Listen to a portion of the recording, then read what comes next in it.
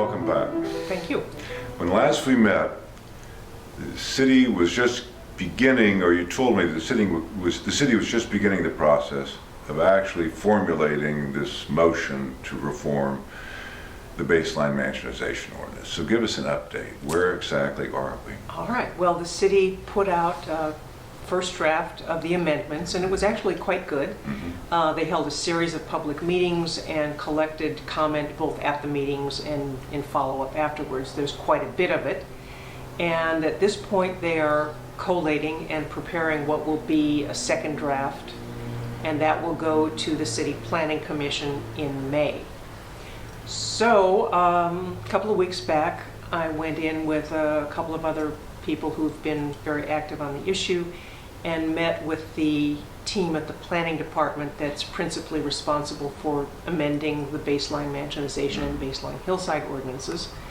And it was very useful. I would say the good news is it's a crack team. They're very well informed, they're very professional, they're very engaged. So the project in that respect is in good hands. My understanding of, did they delay at a certain point the process a month? Or? Right, actually by 2 months. By 2 months. The tentative schedule was to take the amendments to the City Planning Commission in early March. That's now been put off till early May. Meanwhile, we do have a new director of planning for the city of Los Angeles. Someone, by the way, who has significant experience with historic preservation overlay zones and city of Pasadena, which is very preservation minded and so forth. So potentially someone who can really make a positive contribution. But I would say that there remain some issues to be addressed. And what was the motivation for this delay? Was it when I always get a little paranoid when I hear something's delayed? Right. What they told us is they're looking at the possibility that environmental review will be required. Now, we doubt that it actually will be required given the way all of the regulations stack up, but at this point we'll wait and see what the city attorney has to say. When they did the original Baseline Mansionization Ordinance, was there an EIR, an environmental impact report, a review on that? Good question. Yeah. Be interesting to see. I don't quite understand why limiting these McMansions would have an environmental impact. Clearly, I think to the contrary. Yeah, exactly. I think it's a fairly widely held view that smaller houses have a benefit in terms of environmental impact compared to larger houses and their consumption of materials and energy and so forth. But that's kind of another issue for another day. In any case, there we are. They will plan at this point to go to City Planning Commission in May. Meanwhile, we had a chance to articulate our concerns. Some of them we had already kind of identified and went over with them, and we'll talk about that in a moment. But I would say coming out of the meeting, one of our concerns is the overall posture of the planning department. Now, they told us that they want to go to council with something that won't provoke undue conflict or controversy. And we understand that. I mean, it's, there's such a thing as realpolitik and so forth. But the first time around, when the city put together the mansionization ordinances, they ended up kowtowing to the developers, and that's how we ended up where we are today. That's what put us in this mess in the first place. So naturally, we're concerned that we could be repeating the same mistake, and I think no one really wants to do that. They're not being assertive enough in terms Hard to say. I'm without editorializing too much. That's what they said, and these are our concerns. Among other things, we feel that sometimes making big concessions really just inspires the developers to ask for even more. So we'll see how it all plays out, but it is a matter of concern because there is a difference between pragmatism and defeatism. And Yes. it is absolutely, we are not prepared to see key elements of reform thrown under the bus. Well, in essence, it seems to me that what this reform is about is loopholes. Right. And in the process of correcting loopholes in previous ordinances, so we don't end up with yet a new array of Exactly. loopholes. And that is essentially the Yeah. case. If you look certainly at the original council motion, which Paul Koretz drafted and the council adopted, it basically calls to close loopholes. One of the key elements was the exemption for attached garages, which have not been counted as floor space when the city calculates what is the floor area ratio that determines how big the house can be. And that seems for many people to be the most egregious loophole. Right. It's a big one. It adds generally about 400 square feet of bulk to the house. It eliminates the buffer of the driveway. It typically means the loss of mature street trees. It also actually makes the parking problem worse on most streets because they have double wide cuts, In the cuts, curb.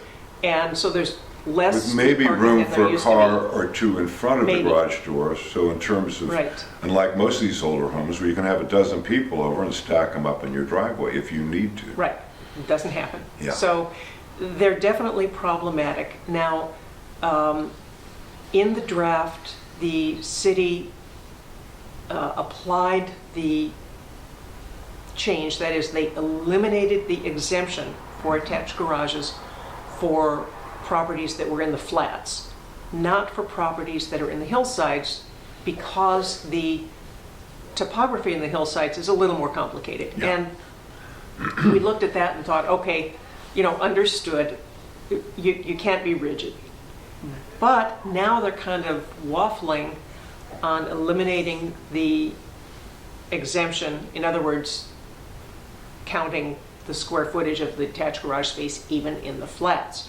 So this is a big concern. We consider this probably the single most damaging loophole in the ordinance as it stands, and we definitely feel that in the flats, it's got to go. One of the other issues that's still kind of up in the air has to do with, again, exemptions in terms of square footage of open or lattice top balconies, patios, breezeways, whatever. At this point, they have unlimited exemption of square footage for any patio, balcony, whatever, that does not have a closed roof on it. To us, this is something that just invites abuse. There are times when you draft legislation and you didn't see it coming, you had the best of intentions, it turns out in the real world that there's a back door and they get around it and so forth. This one, we can see it coming from a mile away. Not a good idea, and we really want them to pull that exemption, that square footage that, again, adds significant bulk to the house, and it should be counted. How are you doing on this aspect of the zoning administrator having this 10% discretion bonus? Another one where at this point, I wouldn't say that the planning department has refused to consider our position, and that is that we do not want that kind of loophole with the 10% adjustments. That is somewhat related to the issue having to do with the balconies, the bonus for proportional stories, where your second story has a smaller footprint than the first. So as the amendments are currently drafted, they retained a bonus for that second story kind of setback. And this is one where I would say that certainly a coalition has formed broadly around the view that if we have to have that kind of a bonus, it is most certainly something that should be done in open and administered by the Planning Commission, because right now... As a public process. Correct. Right now, it's done completely behind closed doors by Department of Building and Safety, and not a happy situation. So really, to a degree, the bonus and the issue about the adjustments come down to a matter of transparency. We would just as soon have none of these loopholes. If they're going to keep them, they definitely need a transparent process. The planning department has already suggested that maybe they could require findings. But even so, that's the sort of thing that I think really just amounts to red tape. It doesn't really add a lot in terms of transparency. So that's a concern. I know it's hard to put percentages on things, and particularly because this is very much a work in progress. But when we look at these reforms that we've detailed in these past interviews that we've done, in terms of your goals of reforming the BMO, where are we? Have we gotten 60% of, where do you think we're at right now with the? I would say that that is a tough one. And I know it is. I know, but I just, right. Because you seem optimistic, you seem fairly confident that it's in good hands and that progress is being made. Yes. But it does seem to me that these issues like this garage exemption or these this discretionary 10% bonuses that they can grant, these are real deal breakers. I mean, if they could kind of just impugn the whole reform. Yes, absolutely. So we're definitely not throwing in the Sarah, like, towel are we on this halfway there? at Are we all. 2/3 there? I know, hard I'm to putting say. you on the spot. Well, in a way, I'd say we're more than halfway there. Okay. But the main thing is to keep the pressure on. How has it the really response comes down been? to that. How has? I'm glad you asked, Yeah. because there was tremendous response. Good. They got a ton of response, and by their own calculation and their own figures, support for stringent reform, for strong amendments, outpaced the opposition by almost 4-1. Almost 4-1. And when you realize that a very significant share of that opposition was essentially commercial developers and realtors and so forth, it really tells you that the people of Los Angeles want this, and they want it now. So it's one of these things that's absolutely possible. It's going to be a question of the people who care about it speaking up and showing up. I know I keep repeating myself, but obviously it really comes down to it's that. being effective Yes. so far. Yeah. So far, I mean, so we have good. to know that the developers and the realtors absolutely will continue to push to hollow out the process. So the goal now is to take it to the CPC when? CPC in May, I believe the date is the 12th. Obviously, we will be staying on top of that, and our website, which is nomoremcmansionsinlosangeles.org, will have updates as all of this unfolds. We will have sample material. We will strongly encourage people to send letters and to show up at hearings, because the people who want to keep the party going, who want to run out the clock, who are essentially, it's drive-by development. They have no stake in the neighborhoods. They are just there to make a quick buck and move on. And this is their business, and it is their business model, and they will continue to push it. So we have to be sure that we don't let them drown us out. Do you have any sense of where the council is on this? I mean, do you have a sense of who your friends or foes are? Or supporters? I know that's big. Clearly, Councilmember Koretz has been very stand-up on this issue for a long time. First, specifically in Beverly Grove, where there was really some virulent opposition, and he took a lot of heat to do what he knew was the right thing to do, and persevered, and we ended up with something really solid. Then he turned and took on the issue citywide, which he really didn't have to do. So he has been a source of inspiration and Because we've got a lot of council districts with these interim control ordinances that are Yes. temporarily preventing Yes. demolition of single-family homes until this issue can be resolved. So Right. it seems to me, I know that there's one pending, what, in CD10? We certainly Oh, yes, have them a ton here of them in CD10, right. CD4.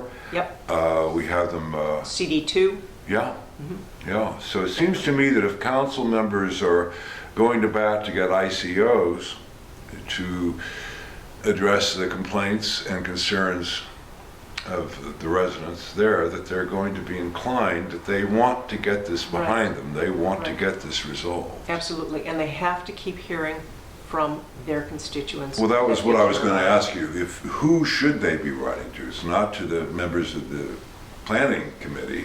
On the Well, council. actually, both. Or is it both? But it's always tremendously important for Mm-hmm. your council member to hear from you Mm-hmm. that you care about this issue, that you are following it, Mm-hmm. that you have a point of view, and that you are looking to your council office for leadership in this area. Your website has a pretty good cheat sheet of what points you need to be making, Yes. don't you? Yes, we do. When I last looked at it, you Yeah, had and sample letters. yeah, we have sample And you're keeping that letters. up to date? Yes, Good. So that what we'll do is we'll Right. put that up on the screen so that people, that's a go-to Great. place for you. Okay. To get the point, so that you know what points you need to be making. Because look, it's highly technical. It makes you feel like you've had a stroke sometimes when you get into all this. And of course, now we've got all this to do about all these other new initiatives coming in, whether Right. it's the neighborhood integrity initiative to impose a 2-year moratorium, and which would compel the city to get its community plans or its act, so to speak, together. Then you've got another. So we've got a lot of, obviously this is a hot topic, whether it's is. McMansions, mega development, affordable housing. there is a thread. There that is a runs thread through it. here. A lot of Because frustration.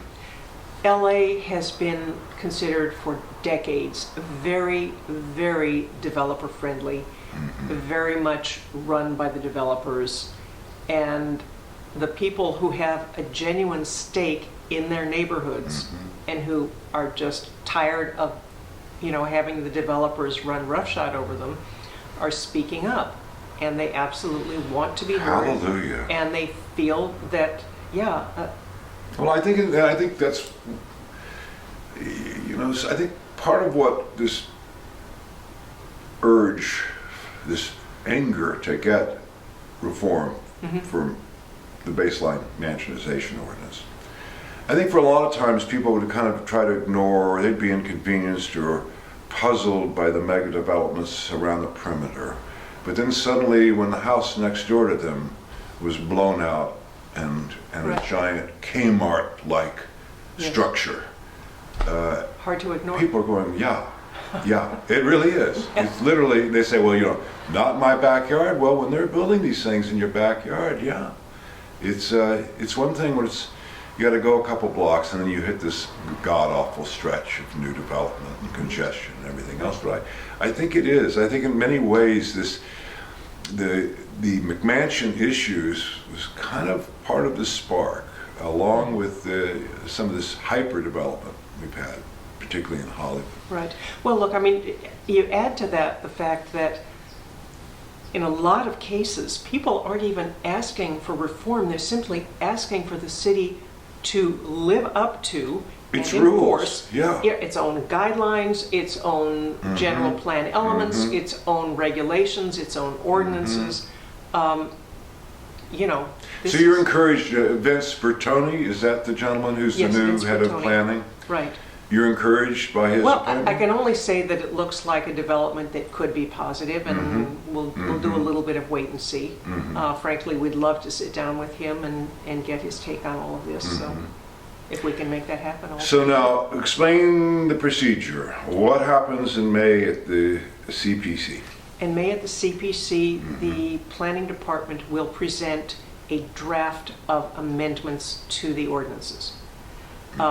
Presumably that draft will be published some few days ahead of time, so we will go into the hearing knowing whether we're 100% happy with it, 90% happy with it, 30% happy with it, whatever. But the important thing again is, stay on top of it and make sure that the city knows where we are, because it's a fluid process. What they take in at that point is not literally cast in stone, but at every stage, as you go through the process, it becomes more and more difficult to fix what is, wrong. So. And that's also an opportunity for public input. These are Yes, public absolutely. meetings. They They're can public stand hearings, up and it's real important to be there because They count. they count. The developers will be there. The realtors will be there, and they will be tossing around a lot of the same tired old arguments. This is bad for the economy. This contravenes people's rights. A lot of old chestnuts that they dust So off then, every as a time they result want of this hearing, then the planning committee will weigh in with Right. what they feel, what corrections or Right. improvements or changes need to be made. And it's what goes back to the city planning department, to the planners in charge of Right. this. So then and then what then? What's the next? Eventually, it gets to council, and it gets voted one way or another into law.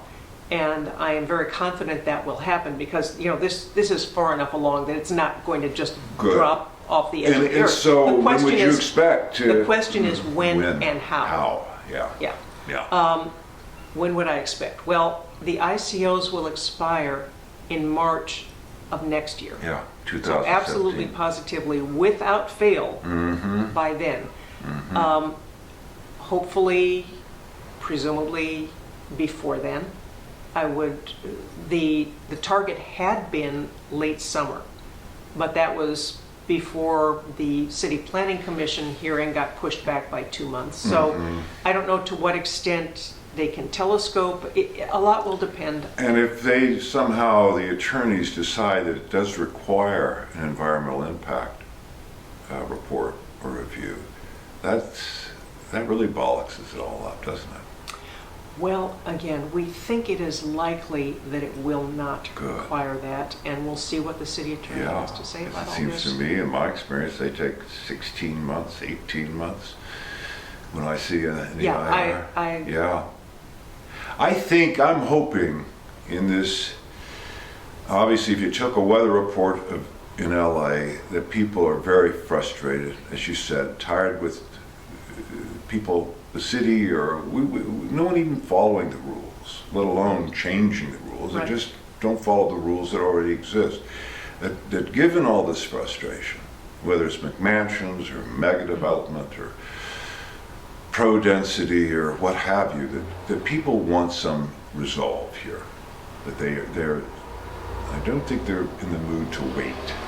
Right. Look, I mean, They've been waiting. I mean, how long have you been waiting to reform absolutely. this? The city has gone on record from the very beginning that without fail, the amendments would be done before the ICOs expire.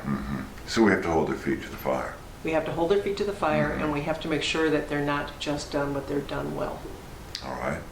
So go to No More. No More McMansions in LosAngeles.org. And there's all kinds of information there. There's photos. There are tutorials on what kinds of arguments are put forth by developers and how to counter those and how to think it through. Samples of letters to be sent to decision makers. Updates on what's happening where and when. So a lot of good stuff there. So I imagine our next episode in May is going to be quite, well, I don't know, very dramatic or a celebration. I don't know. We'll be back one way or the other. Let's count on a celebration. I like that idea. Okay. Till then, Shelley, Thank thanks you. a lot.